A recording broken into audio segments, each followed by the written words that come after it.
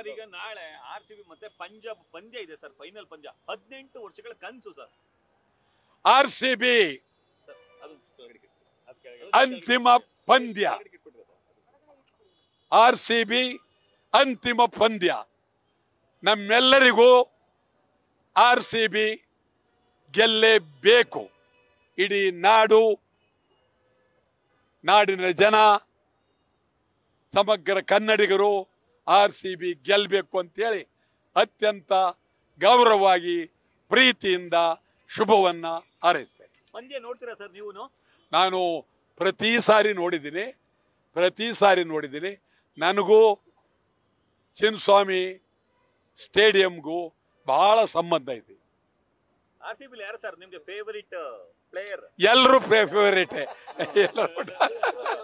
ಎಲ್ಲರೂ ಯಾರನ್ನ ಬೇಡ.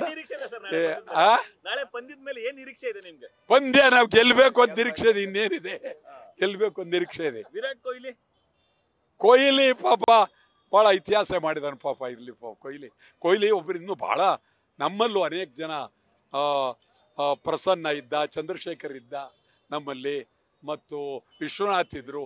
ಎಂತೆಂಥ ಪ್ಲೇಯರ್ಸ್ಗಳೆಲ್ಲ ನಮ್ಮಲ್ಲಿ ಬಂದಿದ್ದಾರೆ.